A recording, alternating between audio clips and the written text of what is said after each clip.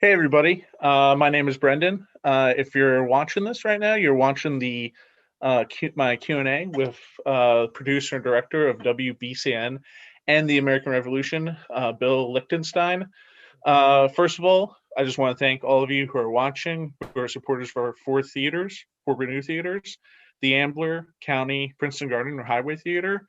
Uh, Without your support, we couldn't even be doing programs like this. And thank you for helping to keep our theater alive and well through this closure. Before we jump into questions, just want to let everybody know there's a side chat with where you can post your own questions for Bill about the film. Even if you haven't watched the film, we'll try not to get too spoilery, but definitely suggest watching WBCN. It's a tremendous documentary for even a person that didn't grow up in that time period. It was really fascinating, really cool, and I highly suggest checking out. So let me just introduce Bill real quick. He is the producer and director of WBCN and the American Revolution. Bill began work in 1970 at age 14 as a volunteer and as later as a part-time announcer and newscaster at WBCN FM. He later produced investigative reports for ABC News, as well as write for such publications as the New York Times, Boston Globe, and Huffington Post. He's earned many accolades and awards, such as a Peabody Award recipient, and he's currently the president of Lichtenstein Creative Media Incorporated. So, Bill, thank you for joining us tonight. Thank you very much for having me. Really great to be here. So, reading about your bio and even watching the film, you were 14 when you started volunteer for WBCN. Can you tell us a little bit about how you got involved and some of your experiences at the radio station? Sure. I just grew up loving radio. And when I was 14 in the ninth grade, I was in this alternative educational program in Newton, Massachusetts. And they asked us one day a week to go out and get a job at to volunteer someplace. And so WBCN had just gone on the air about a year before, was just getting its legs, and listened to it. And so I called and said, do you need any help? And they had just started, and it's in the film, what was called the listener line, which was a chance for listeners to call in with any problem they had. It could be they just got their draft notice, their roommate took some bad LSD, they needed a ride to California, whatever it was, the station held out that they would help them through a variety of means. And they needed people to answer that phone. So that's how I originally started as a volunteer, was answering the listener line with other, volunteers. That's really cool. What's the craziest story that you can remember from answering a listener line? Anything just pop at you? I think the craziest story were when musicians would just, come by. I wasn't there, but the guys from Aerosmith early on came by with a tape that they had. They wanted the station to play, and somebody, would call and said, yeah, and they came up, and, they were just like a local band at that point. But, they sort of formed a friendship with the guy who had answered the phone later. It was mostly things that in this day and age you can't sort of believe people were doing, but really there was every night they would read on the air a list of people who were driving to different parts of the country. And none of us had money to fly places, and we wanted to go to rock concerts or travel, or in other cities. And so they would go on the air and say, so and so is driving to California, has room for two people to share gas and driving, and call this number. And there was never any reports of anybody going in harm's way, thank God. But you can imagine it just would not be allowed today, I don't think, by any thinking radio station. Yeah. But those were the times, and people sort of all got together and really tried to help each other. So, as the director and producer of this film, obviously you've been attached to WBCN since you were a teenager. What made you decide to tell this story now, and has it been something that's been percolating on your mind for many years? Well, BCN went off the air in 2009. CBS owned it at that point and shut it down. But yeah, in the wake of 9/11 and the Iraq War under George W. Bush, it occurred to me that the kind of dissent and opposition to what was going on that had come in the 60s from artists and musicians and activists and actors and people just speaking out about what was going on was not happening. And we've seen much more of that in recent days, but at that point it wasn't. And I thought doing a film about how it had been in the late 60s, where culture became so entwined with politics to create all these great social changes of that era. Whoop, I think you're. Yes, was on No, mute no. there, everybody. So I think the one thing I really found fascinating too is it's a very political film, and when you start, I think the first 5 or 6 minutes of the film, you're expecting the story about a radio station, but more so, I felt like you set the scene and set the tone with that those driving shots around Boston and those newsreel footage of hippies and counterculture. Was it your original intention to be you're telling a story about a radio station, but was also your intention to be a film about politics as well?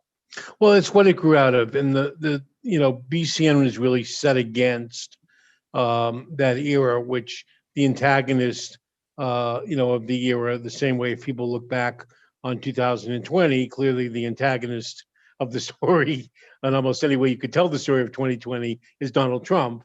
In the same way, Richard Nixon was the antagonist, and BCN, like most um, organizations or cultural phenomena that were tied to young people, had as part of its mission to get rid of Richard Nixon, who was seen as, doing terrible things to the country and sending young people off to fight in a war that was illegal. And so, the intention was to tell the story, I think, of that era and the social changes that took place during that era through the prism of WBCN, which in many ways had a profound impact on what happened generally in the '60s as well as just in Boston. Yeah, and talking about that, living in Boston in the late '60s, WBCN was actually at the forefront of many movements: Black rights, women's rights, LGBTQ rights. Can you talk a bit about that? How the radio station was there at the forefront of all Sure. these movements? And it wasn't that the radio station created the movements or directed the movements, but it gave voice to these movements. And Boston, in the late 60s, had hundreds of thousands of college kids who had largely turned against the war, women who were, reading Betty Friedan and fueling the second wave of feminism. A lot of, gay and lesbian people who were trying to figure out a way to assert their rights and to come out of the closet and have equal rights. Um, and largely young people that were trying to end this war, and BCN gave voice to all of them in a way that was really remarkable. They did the first gay and lesbian weekly program on a commercial station, and it wasn't like a public affairsy policy. It was people who wanted to play what music was happening and what music they were listening to and what was going on in Boston in the gay community. And same for women. They were dealing with issues that remain, critical for women: domestic abuse and rights to control their bodies and abortions and equal wages. All these things were discussed. So in a way, BCN really, as a 50,000-watt commercial station, gave voice to many people in Boston who would end up sort of leading the charge. Bread and Roses, the famous feminist collective that went on to do Our Bodies Ourselves, and we're out of Boston, and one of their earliest moments was a protest because BCN did not have any women on the air, but they did after this protest, and they ended up doing a regular women's show, and really fueled, I think, their resolve to make change. Yeah, yeah. And just want to remind people watching right now, if you have any questions, please put them in the chat, the side of the chat, and I can forward them to Bill. So another thing that I found especially fascinating with documentaries and documentaries such as this one that span over the many years and just have many moving parts to them is all the archival footage, all the old radio broadcasts, and all the still photographs. What was it like hunting all that material down? Was it really hard to find a lot of that stuff? Well, we're doing a book based on the film, and I just found a higher quality photo of John Lennon and Yoko Ono, who were in Cambridge for a conference that I've been searching for like 10 years tonight. Somebody had Oh a wow! copy of the original and like took a picture of it. Yeah, BCN had no archive, in part because people weren't thinking about, if it was 1 a.m. and Dwayne Allman and Jerry Garcia came by to smoke some dope on the air and play for an hour or two, like, oh, we've got to get tape and tape this. Everything was just happening.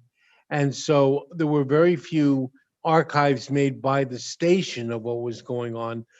But fortunately, a lot of listeners taped things that were on the air, and we were able to collect 200-300 hours of tape of broadcasts and seminal Bruce Springsteen's first radio interview, and Jane Fonda covering the Watergate hearings for WBCN News, and some amazing things.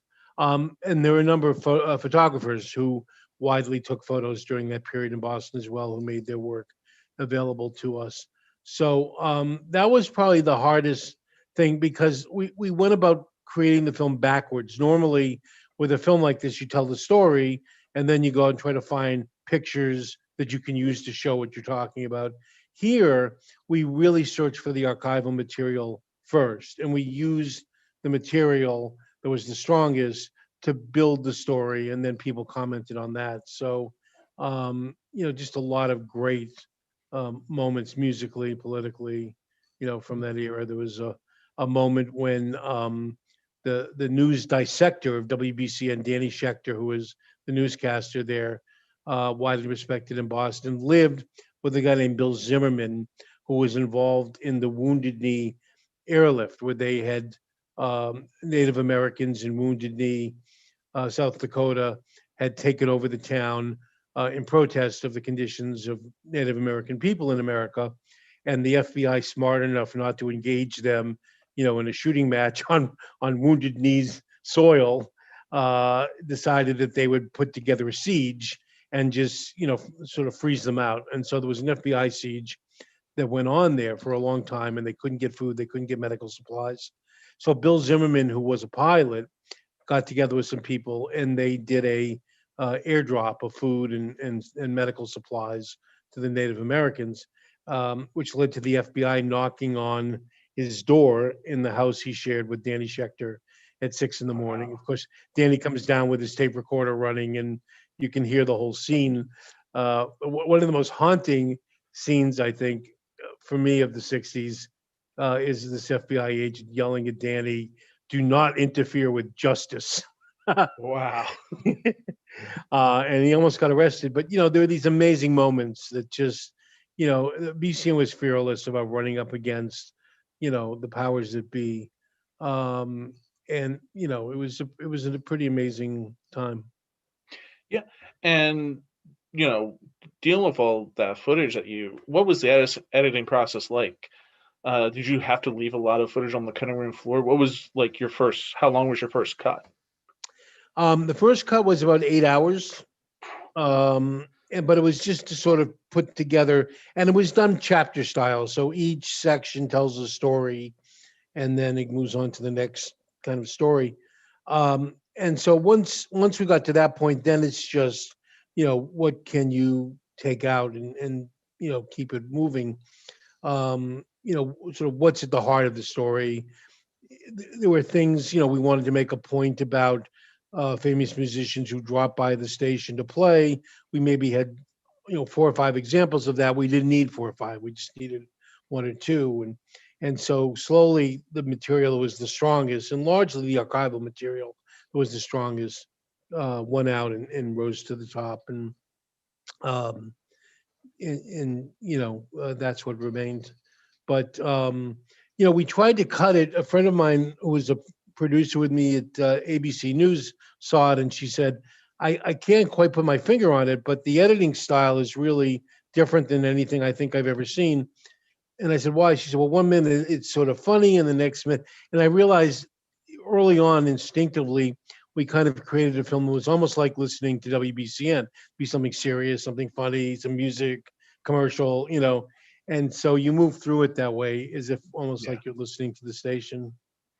And we got a comment, and I do agree with this comment, and something that I learned from the documentary. And they said it's fascinating how Boston was a microcosm of the nation.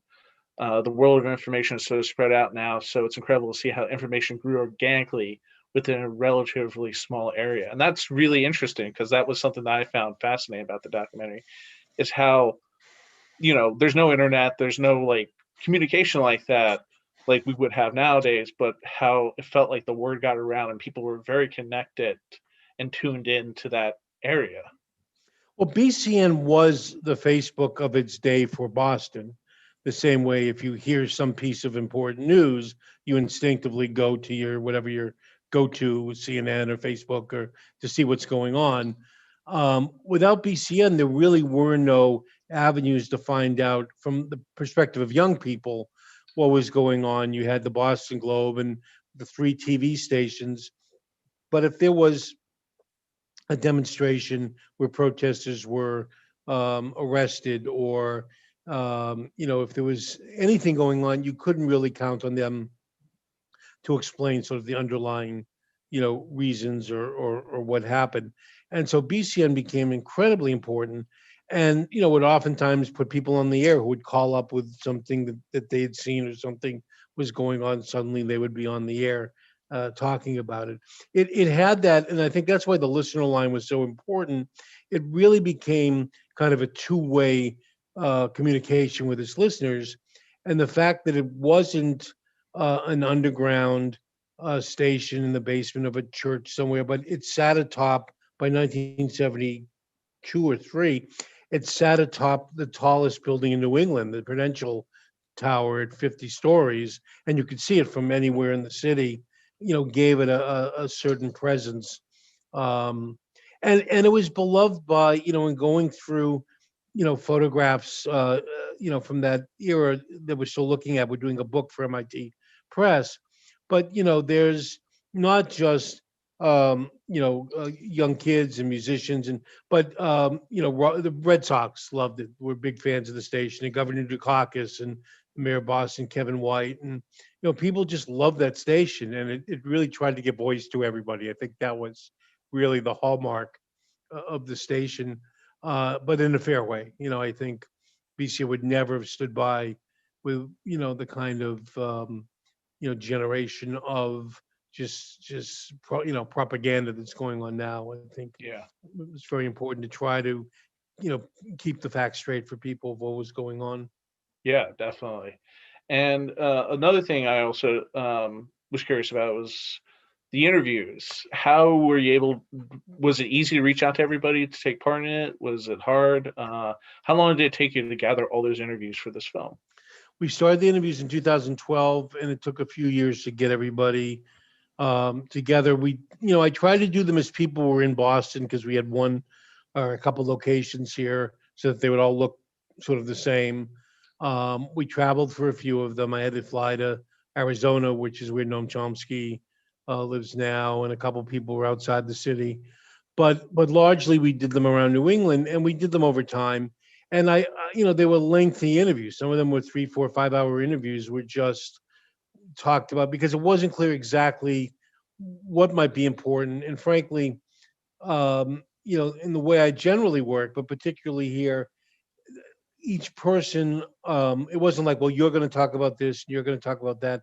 I would ask everybody about everything, and the strongest answers are the ones that ultimately made it into the piece. And so, for example, there's a guy named Barry Schneer, who's a really great photographer, and took these photos of Bruce Springsteen the night that John Landau wrote his "I've Seen Future of Rock and Roll" review.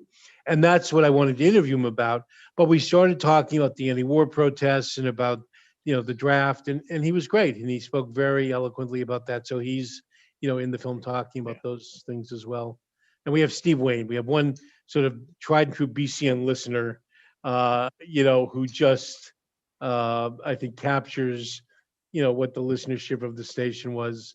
Um, who at the end says that his father, who had been, for Nixon, said finally, they've been lying to us. And I think, it's in a funny way, the arc of Richard Nixon looks like it may end up the arc of Donald Trump. I wonder how many families at Thanksgiving next year, the Republican parent or uncle is going to say, you know what, you were right. Yeah. By the time we get to the end of this. Yeah, I definitely agree with that. And that was something watching this film too, was just seeing just this echo of what was going on back then, like, 30, 30 some, maybe 40 some years ago. Uh, and just what was going on then compared to now with the police brutality and Nixon and Trump. It's just amazing how much everything echoes back to this moment in time. Well, the thing that Nixon had that Trump didn't have that everybody would point out was the draft, because there was this specter that, if you were male and of a certain age, there was a good chance you were going to get a letter saying, pack up and go to Vietnam, and learn to fire a rifle. And that had sort of made things different. But the pandemic was the great equalizer, because suddenly, you have people dying and it becomes a much more serious, matter. And in a way that I think sort of create a kind of symmetry between the two. Yeah, yeah. So also something very cool that I found out is that you're sharing your film to community radio stations as well as theaters to do these virtual screenings, and you're sharing them to these stations to help raise funds. Can you talk a bit about that and the decision behind doing that? Sure. As many people know, commercial radio, which BCN was one over the recent years. It used to be that you could only own 7 radio stations, so they were mostly, the intent of radio was really to serve the community, to cover what was going on locally, et cetera. And that all got deconstructed. So now you can own hundreds and hundreds of stations. iHeartRadio owns 6, 7, 800 stations or more. And so wherever you are, you're listening to the same programmer somewhere in Texas or somewhere out west, picking the music. And the whole local nature of commercial radio is sort of gone away. And then there's NPR, which does a great job, I think, but it tends to be more focused on national news, national programming, national issues, although there's some very good local programs. But there's a whole new wave of community stations. A lot of them are lower wattage. A lot of them are nonprofit that really are sort of in the tradition of what BCN was. They're there. When they first passed the law that created the FCC and the licensing of radio, they talked about, for the public good and convenience, which I think is always a great word. But these are stations that really are there to serve the public, and you get a sense if you walked in the door with something, they would listen to you and probably put it on the air. So we've been working with community stations around the country so that people can screen the film on their websites, and then we split the revenue with them the same way we've been working with theaters as with your theaters, which has just been great, and we're really thrilled that we're reaching people through them. So it's a way for everybody to kind of keep going, and particularly the radio stations and theaters, during this very difficult time. Yeah, yeah, that's that. I think it's so awesome that you guys are doing that. And we got another question. So somebody was wondering, what's your opinions on the current state of radio with internet providers like Sirius out there, and you also have a lot of people shying away from radio using things like Spotify. So do you have any opinions on that? I mean, I think there's still a place for community radio stations, and I think particularly during the pandemic, they've demonstrated that can reach a local community. It's the same argument with community newspapers. There's still a role for somebody to be covering what's going on in a local community. That's different from a streaming service or different than a national, Sirius station. And I think those are really where people who want to try to get something done in their community or create some kind of change or organize people, that's really, I think where the action is still. Yeah, and I definitely agree with that. I think community radio is tremendous, especially within the Princeton community. WPRB, go-to radio station, has turned me on to so much music and so many artists that I would have probably never heard of or listened to without them. One Uh, thing that was so interesting about BCN was, and it never occurred to me that it would be any other way, but it really was that BCN really worked very hard to champion and promote and help make successful local artists or artists who were in Boston who were starting out and trying to get started. And they did that by doing local broadcasts from local clubs, by having artists live on the air, by playing their music, by interviewing them, talking about them. Boston was this tremendous incubator, and so many bands and artists came out of here from the late '60s, all the great folk artists, and then Aerosmith and the Cars and others. But it just sort of like seemed natural to do that. And it wasn't until I was working on the film that I realized that most radio stations aren't like that. That most stations, if you walked in with a tape and said, we're a band and we're here in town, could you play our tape? Wouldn't be inclined to do that. And I was interviewing Joe Rogers, who was the original first person on the air at BCN when it went to this format. And I said, why was it that the station already always, championed local bands? And he said something that was so simple and almost Zen-like, but it was so true. He said, we just saw these really good local bands and we wanted them to succeed. Why wouldn't we? yeah. And I thought it was really that simple. You go to literally to a club and you go, these guys are great. The way you hear a song, you go, that's a great song. And you'd want to play it and you'd want to talk about it. And, BCN had a tremendous influence. The Cars, when they were inducted into the Rock and Roll Hall of Fame, I don't know how many people saw it, but on TV, Elliot Easton said, look, the person to thank for all of their success was Maxanne Sartori, who was the original female announcer in BCN, because the Cars had brought a tape to BCN before they had an album, before they had a deal, and she started playing it. And she played it so much, and it was so requested that it started showing up in record trade magazines.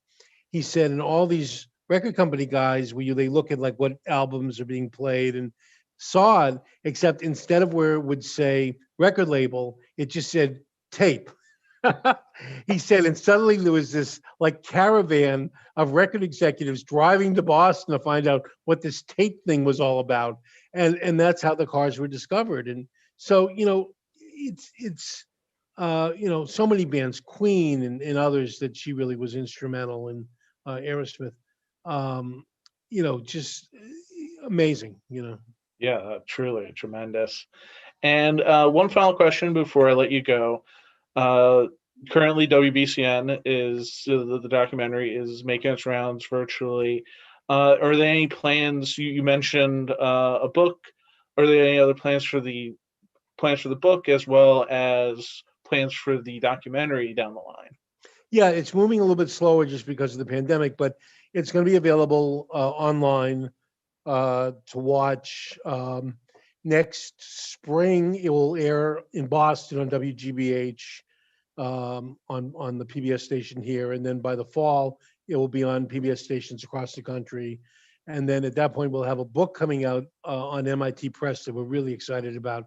They'll have more than 200 photos from that period and a lot more detail on a lot of these stories, like a big coffee table book. And they do a really great job. When I first talked to them, I was thinking, MIT is here and those students were involved in radio, but I was trying to imagine a book from MIT Press. But they do these fantastic books. They gave me some to look at, and one was on the history of the design of the surfboard with all these like amazing surfboards. One was on the design of Las Vegas, really fantastic stuff. And they do a really lovely job with the printing. And so we're excited about the book coming out next fall. And then DVD as well, with hopefully a lot of extra material on it that we're putting together now. So Yeah, very cool, and excited to see all that stuff come out and about PBS and everything. Bill, thank you so much again for participating in this Q&A. It was great talking to you. great talking to you. And anybody wants to see it, it remains on your. Yeah, It's on all four theaters, so they just can go to.